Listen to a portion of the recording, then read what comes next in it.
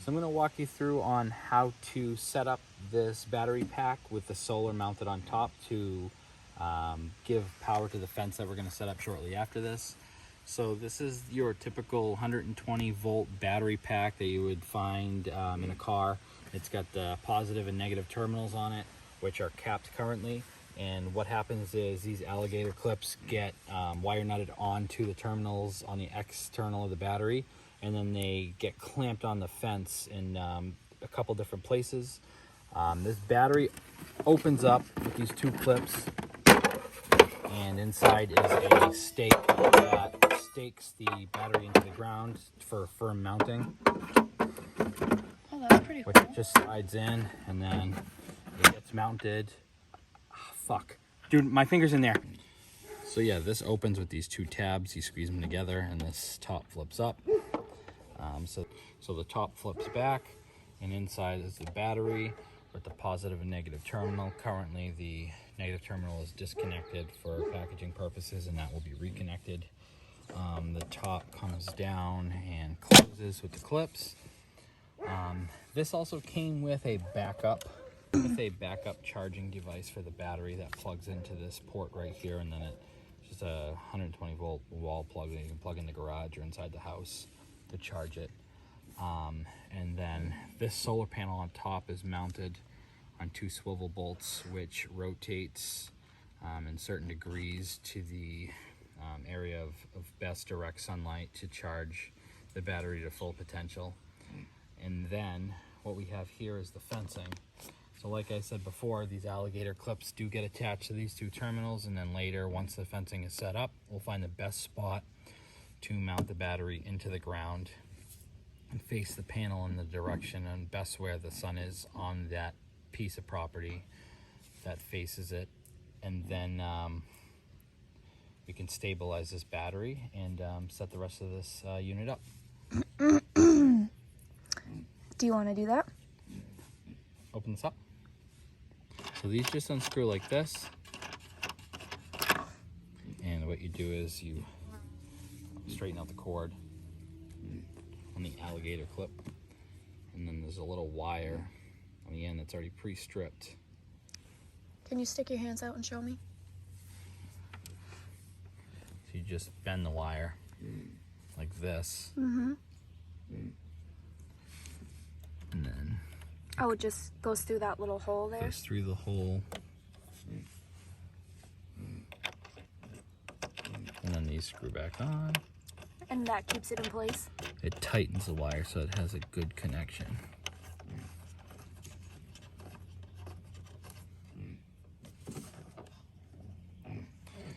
See how tight that is? Does something go on this one? And then this one screws the same way. We take the black one, unravel this. These are about 3.5, 4 foot cords, plenty of length to position the battery. And then bend this one as well. And it gets slipped through the bolt. Oh good, I saw that one really well. And then this gets tightened. All you need to do is hand tighten these. These have a little slot to put a flathead screwdriver through to tighten these even more, but hand tighten's fine because you don't want to break the wires. And then, as you can see how tight those are. Hold on, Tanner, look. Oh, the ducks have been watching us.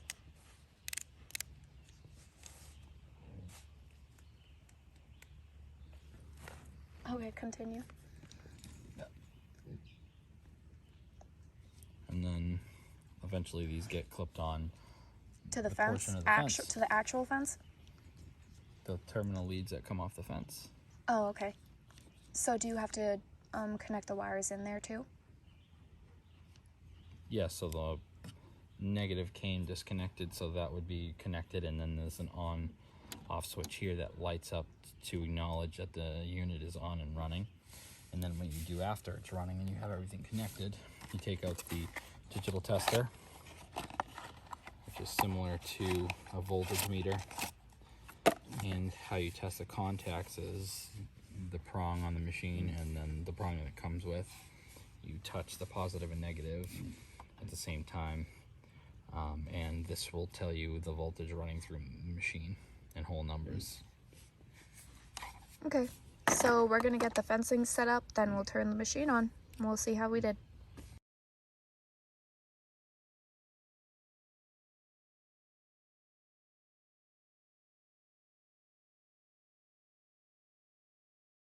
Hey guys, so we actually ended up stopping the video yesterday. We started getting eaten by a lot of bugs.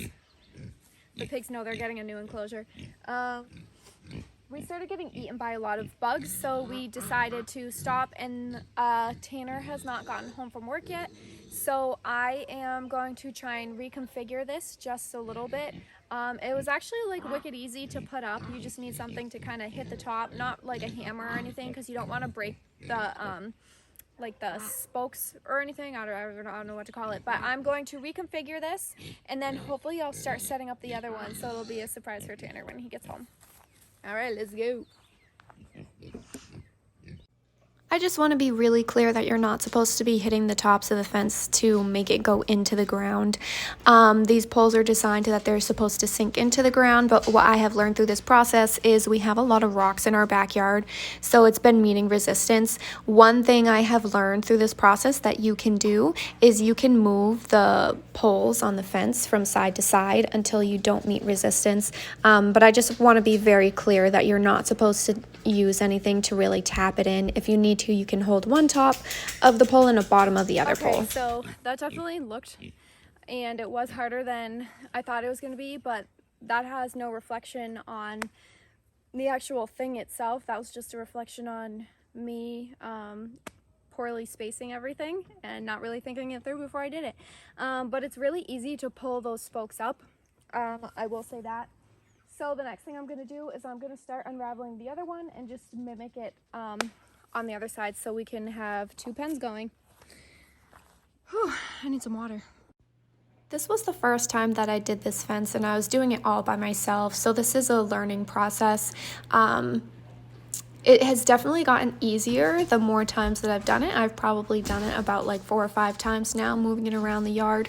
And it does get a little bit easier. I have not found a good way to transfer the fence to another part of the yard. So if you guys know that, definitely let me know, because it does get a little bit annoying. But it has been easier trying to configure the fence in general. One other thing I want to mention really quickly is the fence should not be touching the ground. All right, so I think I pretty much got it done, and I'm very happy with myself. I don't think it looks too bad, but let's take a quickie little look. So, both the separate pens are set up. Peep the pigs and the ducks. He's always watching me, Big Daddy. And I already think I found a problem. So right here is where that energizer is supposed to connect. I didn't leave enough space in between this and this for the energizer to go in. So I guess Tanner's gonna have to help me reconfigure when he gets home. Anyways, sorry Tanner. I thought I was doing a solid, but I just did a bunch of work for nothing. But I mean, come on. Like, honestly, it wasn't for nothing. I just learned a whole lot putting these in. I think it's going to be 20 times. I shouldn't say 20 times. It's probably, on a scale of 1 to 10, it's probably going to be like 7 times easier to move this pen around now that it's all set up. I think it's a lot of like moving around and stuff, but I think it's definitely worth that to have the pastured pigs. You know, I know what I'm going to be feeding them. I know what, you know, they're eating. If something goes wrong, which the reason of getting the pastured pigs, they can be self-sufficient on their own. They can eat. I like the idea of them getting like new grass. I mean, the grass over here is not as great, but it will be. Hey, Big Daddy. We'll say hi to Ursula really quick. Hey, honey. Hi. No biting. Ash got a cut. Come here. Come here, Ash. Cut on his ear, so we're putting some medication on it. But it keeps reopening. But yeah, I'm pretty happy with myself right now. Also, this is not like a paid promotion. Premier One didn't send this to us because they saw my videos and they loved it and they wanted me to try it out, which would have been awesome because I wouldn't have had to pay $500 per kit that I bought. But I did this because I wanted the fencing for my pigs. But I'm very excited to get them in here. Hopefully we'll get them in here tonight. So in this video, we are going to attempt to move the pigs from their permanent enclosure into the Premier One Quikfence. This is the first time we're letting them out of the fence since we got them, so I'm not really sure how they're gonna react. We're just trying to entice them with some food.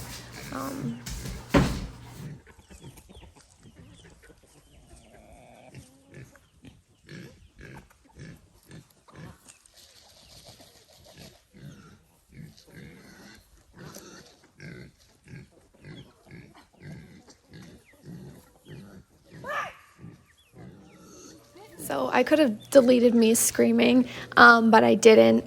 What I was doing is I was yelling because I was trying to scare Ursula just a little bit because the people who we got her from, I believe, didn't usually go in the pen with her. She was just with a bunch of other pigs, so I don't think she was really used to humans.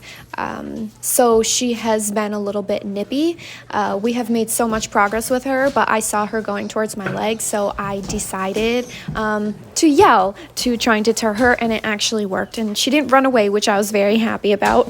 It was a split-second decision. But Ursula has made a lot of progress now. As you can see, I am being a little bit cautious with our chickens and rooster right here. Our rooster's name is Kyle, and now Tanner's scaring them away. But Kyle has been known to give us a little kick or two if we have food or he thinks we have food and we haven't given it to him and his ladies fast enough. So I was definitely just trying to be a little bit cautious to make sure he wasn't going to come after me because we were wrestling things.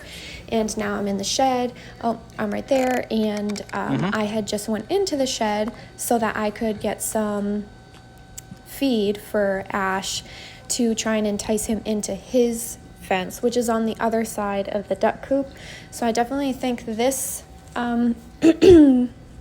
this move is going to be a little bit more tricky than Ursula since he is going to be further away.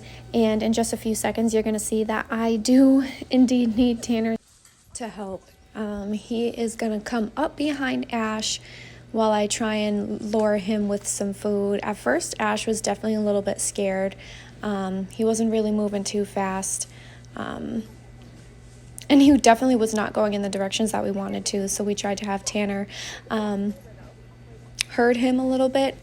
Ash is definitely the more friendly of the pigs, not as nervous about him. He was definitely more socialized than Ursula was, but he gets it, and then we start moving. It has definitely gotten so much easier to transfer these pigs. They pretty much just run to keep up with me at this point. But this first move was pretty difficult, not gonna lie. This is a decently long video, but if you keep watching, he is going to get into his enclosure eventually, and then we're going to transfer all the home stuff, the enclosures, into the electric fence so they have somewhere to sleep and their water bowls. They eat off of the floor. We just throw them their food. They don't have a special bowl for that. We do that with all of our animals. None of them have a special bowl but the rabbits because it would fall through the grates if we didn't do that. But we'll also be showing you how we're going to be turning the fence on and that it actually works if you guys want to keep watching the video.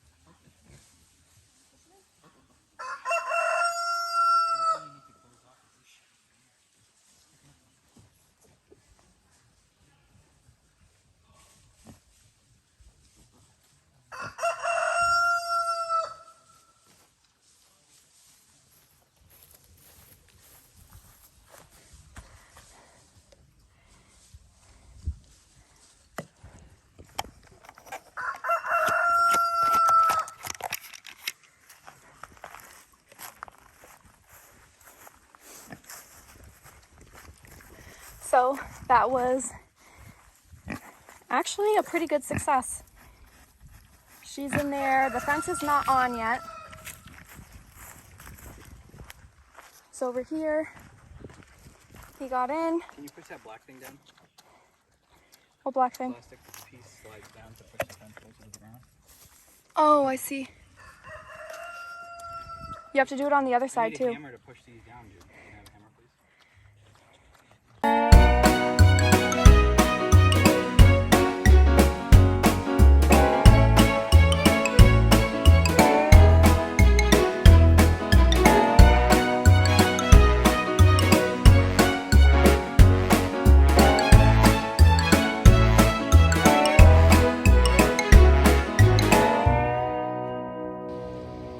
All right, so we got the pigs in. This is Miss Ursula. Look at her tail wagging. Very happy to have some fresh new grass. We're gonna have to watch that because the I don't want that to fly over to the fence, and we might have to move that. I don't want to disturb the babies that are in there right now though. And then we got Mr. Ash.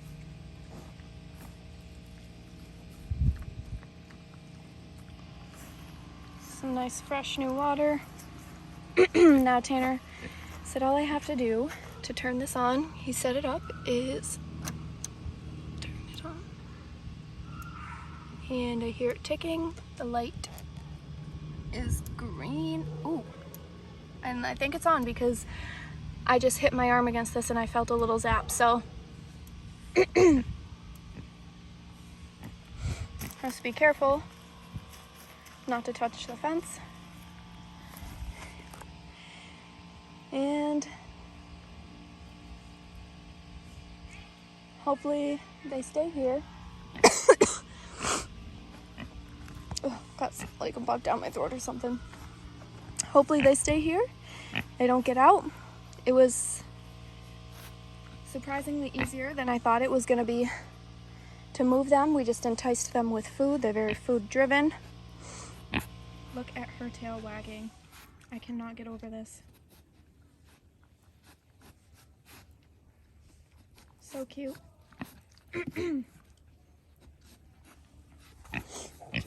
So this whole experience went over better than I thought it was going to be. I thought it was going to be a little bit more difficult to set up the fence, but the fence is, once you get it out and figure out like the layout that you want, it's actually not too difficult. It's not that hard to get it in the ground. You just want to make sure the fence posts are tight and in the ground. So we'll see how I like this Premier One fencing. Hopefully it does really well. I heard really good reviews. Also, this is not like a promotional whatever. Premier One Fencing did not give this to me. I paid the full amount. I'm not getting any kickback from it. I just needed a way to get my pigs some fresh pasture, fresh grass. I'm baking in the sun over here, frying my brain cells. But yeah, it definitely went much easier than I thought it was going to go, especially moving the pigs. I was a little bit nervous that the pigs were going to go off on their own adventure, and I wasn't sure how we were going to get them back, but we took the risk and it panned out.